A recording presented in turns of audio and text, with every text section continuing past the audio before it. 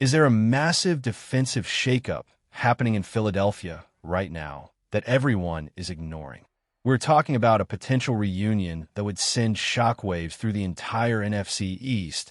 And if you think the front office is done making power moves, you have another thing coming. The rumors are getting louder by the hour, and the implications for this upcoming season are absolutely insane. Before we dive in, smash that subscribe button if you want the fastest NFL updates on the planet. Let's get right into the biggest headline hitting the wires. We're talking about the potential return of defensive end Josh Sweat. Yes, you heard that correctly. The man who was a cornerstone of that legendary pass rush is officially the subject of intense trade. The word on the street is that Arizona is actively listening to offers, and there are two heavyweights currently leading the pack: the Green Bay Packers and, you guessed it, the Philadelphia Eagles. Now, why is this happening? It's a total disaster for the players' original expectations. When Sweat signed that massive deal with the Cardinals, we're talking $19 million a year, it was largely because he wanted to reunite with his former defensive coordinator. But the NFL is a cold business. The coach was fired, the scheme changed, and now he is trapped in a rebuilding situation that doesn't fit his timeline as a veteran playmaker. He hasn't been showing up this spring, and the tension is palpable. Think about the history here. This is the same guy who terrorized quarterbacks during that incredible championship run, helping his team sack the opposing quarterback repeatedly without even needing to send extra blitzers. He knows this system, he knows the culture, and he knows how to win. But does bringing him back actually make sense for the front office right now? The landscape has changed since he left. The team invested heavily in other edge rushers, including massive contract guarantees for new acquisitions. They are also pinning a lot of hope on younger, high-upside players who are still developing. There's a debate raging in the locker room and among the fan base. Do you go back to the proven veteran who guarantees immediate production, or do you bet the house on the youth movement? Who do you trust more to lead the defensive line this year? A high-priced veteran returnee or the young guns currently on a roster? Drop a name in the comments below and tell me why you think the front office should pull the trigger or walk away.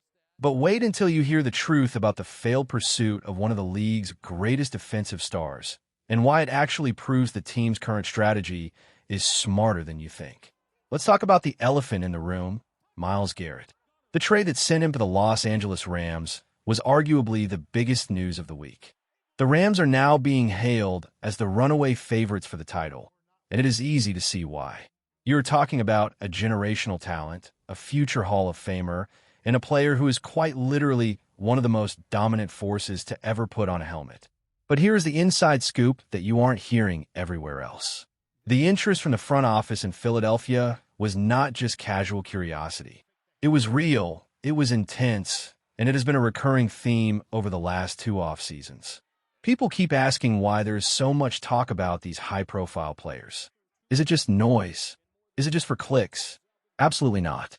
You can never underestimate the aggression of a front office that refuses to settle for good enough. They're always hunting for that one piece that puts them over the top.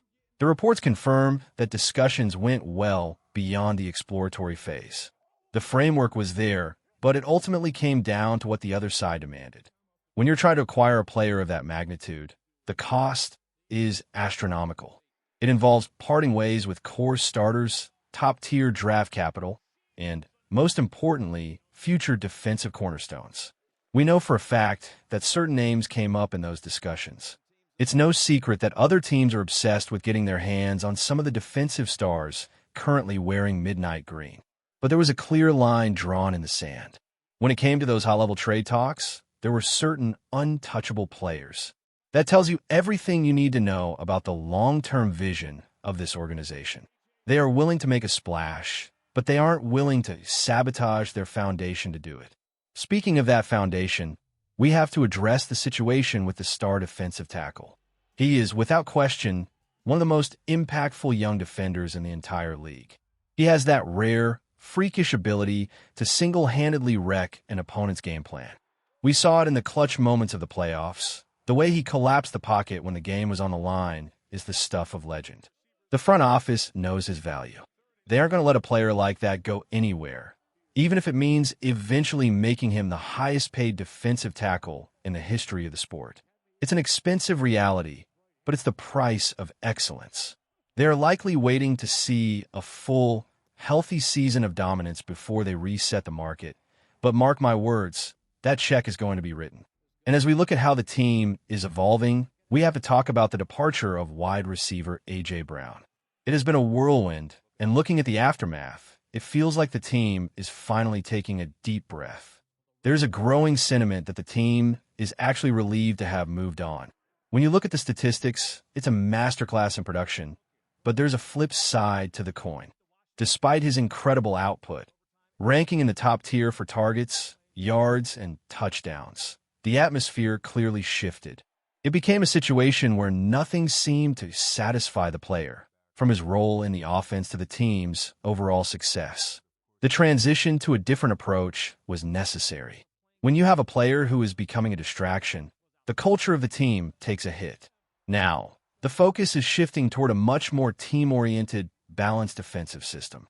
The idea is that you don't need to rely on one singular, high-maintenance star.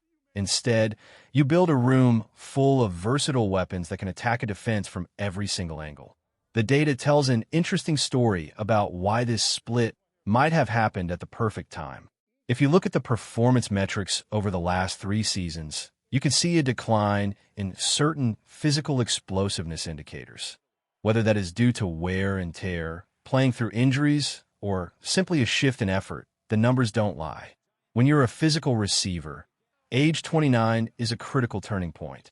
Other teams around the league clearly noticed, as there wasn't exactly a feeding frenzy to acquire him when his name hit the market. This is the genius of the modern front office approach. They're looking at the long game. They are identifying when a player's peak value is starting to dip, and they're moving on before it becomes a liability. It is a ruthless, calculated, and high-octane way to manage a roster, but it keeps the championship window wide open. So, where does that leave the offense?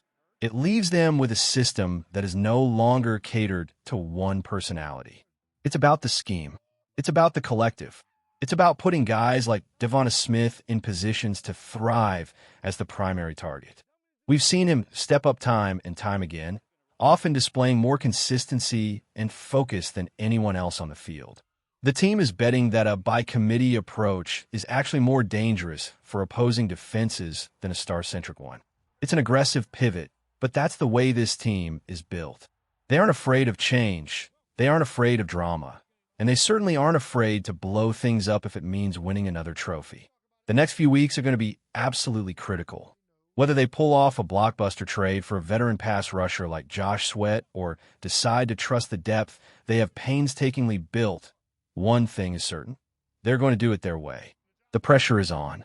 The standard in this city is perfection, and anything less than a deep playoff run is going to be seen as a failure.